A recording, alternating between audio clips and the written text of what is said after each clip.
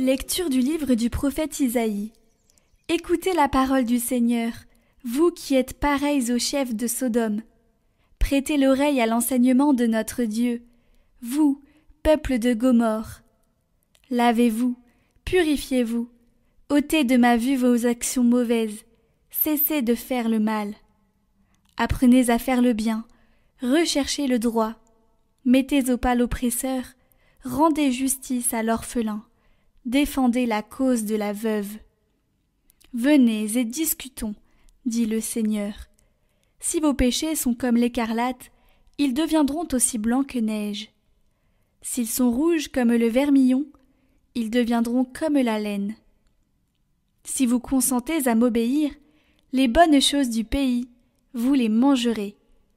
Mais si vous refusez, si vous vous obstinez, c'est l'épée qui vous mangera. Oui, la bouche du Seigneur a parlé.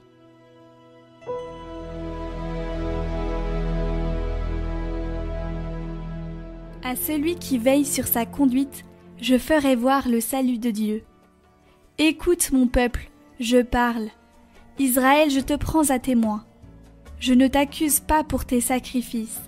Tes holocaustes sont toujours devant moi. Vais-je manger la chair des taureaux et boire le sang des béliers? Offre à Dieu le sacrifice d'action de grâce. Accomplis tes vœux envers le Très-Haut.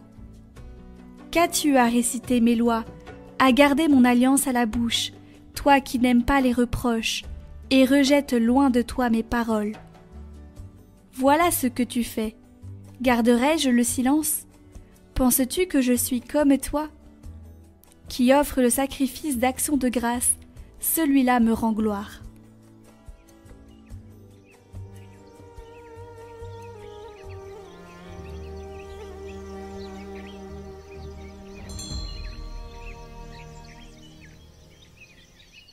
Évangile de Jésus-Christ selon saint Matthieu.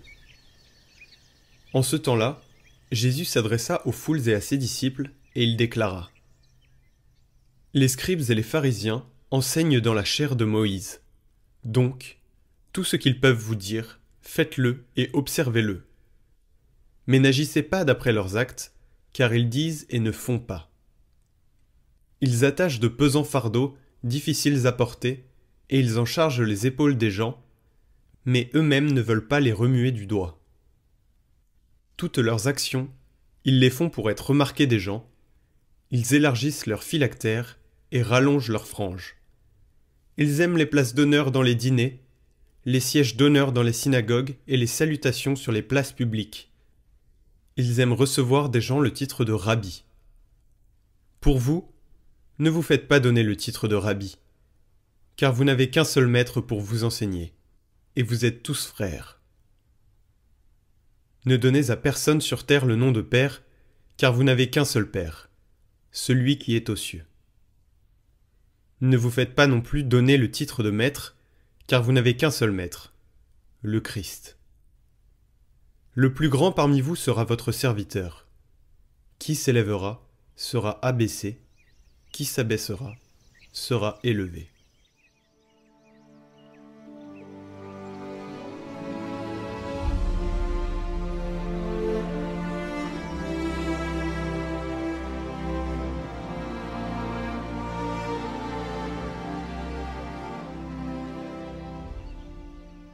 Dieu n'a que faire des beaux discours et des postures. Il ne s'intéresse pas à notre image religieuse, mais à la vérité de notre cœur.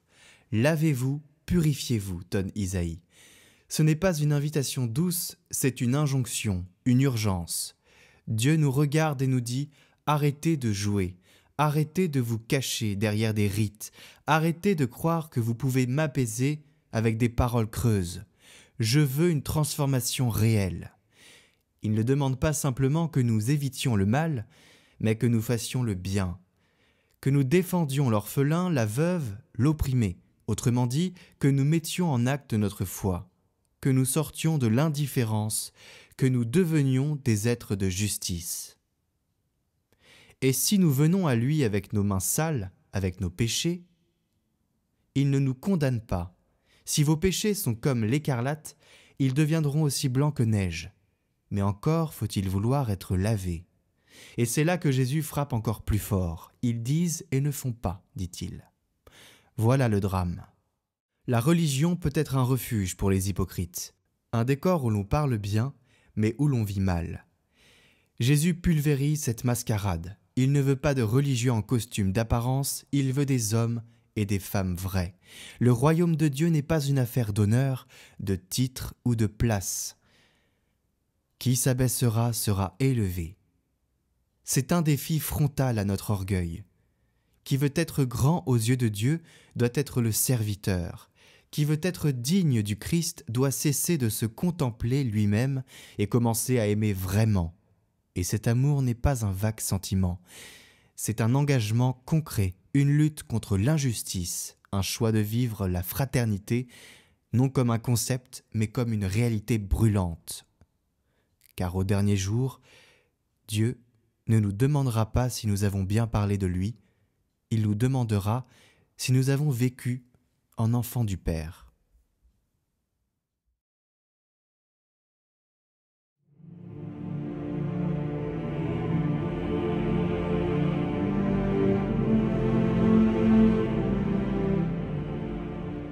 Chers amis, bonjour. Continuons notre réflexion sur l'argent et on va lire un petit peu aujourd'hui le chrétien, l'argent, et comment se comporter face à l'Église. J'ai trouvé pour vous ce texte que j'aime beaucoup d'ailleurs, de Actes chapitre 5, Ananias et Saphira, dont on va parler. Mais juste avant, dans Actes chapitre 4, à partir du verset 32, il est dit « La multitude des croyants n'avait qu'un cœur et une âme.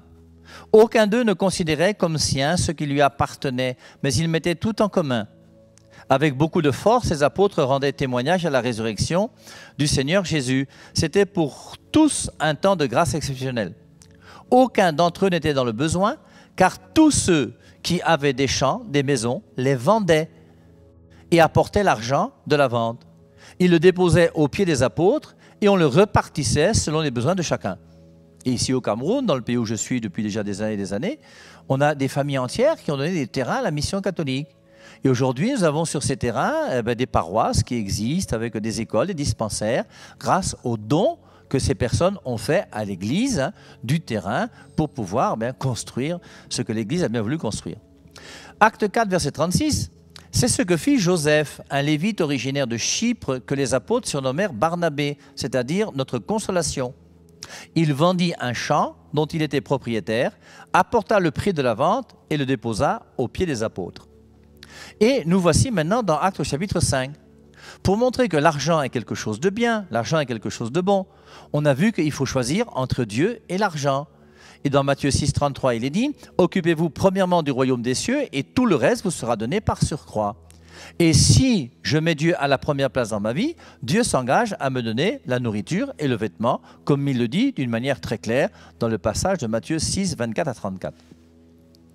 Et on a maintenant l'exemple de quelqu'un qui est plutôt corrompu. Un homme appelé Ananias vendit également une propriété en accord avec sa femme Saphira. Mais il mit de côté une partie de cet argent et sa femme le savait. Il apporta et déposa l'autre partie aux pieds des apôtres. Pierre alors lui dit « Qu'est-ce que Satan t'a mis dans ta tête, Ananias? Tu as mis de côté une partie de l'argent et tu viens mentir à l'Esprit Saint. » Un passage intéressant pour ceux qui veulent savoir la divinité de l'Esprit Saint. On voit bien qu'on ment à l'Esprit Saint. L'Esprit Saint n'est pas une force agissante comme l'enseignent certaines personnes. C'est bien une personne divine. Pierre alors lui dit, qu'est-ce que Satan t'a mis dans la tête, Ananias? Tu as mis de côté une partie de l'argent et tu viens mentir à l'Esprit Saint. Tu pouvais garder ton champ. Tu pouvais le vendre et l'argent t'appartenait. Donc, c'est important de comprendre. Et Pierre lui dit, si tu as des terrains, ce sont tes terrains. Si tu as des maisons, ce sont tes maisons. Tu n'es pas obligé de les vendre. Tu n'es pas obligé de les donner à l'Église. Mais si tu veux faire croire que tout l'argent du terrain, tu l'as donné à l'Église, donne tout l'argent à l'Église. Si tu veux garder la moitié de l'argent, tu gardes la moitié de l'argent pour toi, tu donnes la moitié à l'Église. Mais ne viens pas mentir. Parce que quand on ment avec des histoires d'argent, c'est inquiétant. Tu pouvais garder ton champ, tu pouvais le vendre et l'argent t'appartenait. Pourquoi as-tu monté cette histoire? Ce n'est pas à des hommes que tu as menti, mais à Dieu. En entendant ces paroles, Ananias s'écroula sans vie, la crainte s'empara de tous ceux qui l'apprirent. Les jeunes se mirent d'accord pour son convoi, ils enlevèrent son corps et le mirent en terre. Mais voici que 3 heures plus tard, sa femme arrive sans rien savoir de ce qui s'est passé. Mais c'est sa complice. Et avec son mari, ils se sont mis d'accord de garder une partie de l'argent, faisant croire qu'ils ont tout donné à l'église. Donc sa complice arrive, sa femme arrive, hein. Pierre lui adresse la parole. « Dis-moi, c'est à ce prix-là que vous avez vendu le terrain ?» Elle lui répond « Mais oui, c'est exact. » Et Pierre lui dit « Alors, vous vous êtes mis d'accord pour mentir à l'Esprit Saint. Entends les pas de ceux qui viennent d'enterrer ton mari. Ils sont à la porte et ils vont t'emporter. » Au même instant, elle s'écroule à ses pieds et rend l'âme. Les jeunes gens étaient de retour, ils la trouvèrent morte et ils l'emportèrent pour l'enterrer à côté de son mari. À la suite de quoi, une grande crainte s'empara de l'Église et de tous ceux qui furent mis au courant. Et on voit dans ce passage donc comment c'est quand même un petit peu compliqué, délicat et difficile hein, de mal gérer l'argent et comment Dieu a puni d'une manière très forte hein, ce couple qui a été malhonnête. Maintenant, je voudrais vous lire le passage de Malachie au chapitre 3 où on parle de la dîme. Parce qu'il faut aussi que nous, comme chrétiens catholiques, ou chrétiens tout court, on puisse réfléchir et comprendre que l'Église a besoin de notre argent. Je vous rappelle que quand un père de famille gagne son salaire à la fin du mois, ce n'est pas son argent, c'est l'argent de sa famille. Et lorsqu'un chrétien gagne de l'argent, il y a une partie de l'argent qui appartient à Dieu. Je vous lis Malachie chapitre 3 à partir du verset 6. « Moi, Yahvé, je n'ai pas changé, mais vous, fils de Jacob, vous n'arrêtez pas. Depuis le temps de vos pères, vous vous écartez de mes commandements. Vous ne les observez pas. Revenez à moi et je reviendrai à vous. » Parole de Yahvé.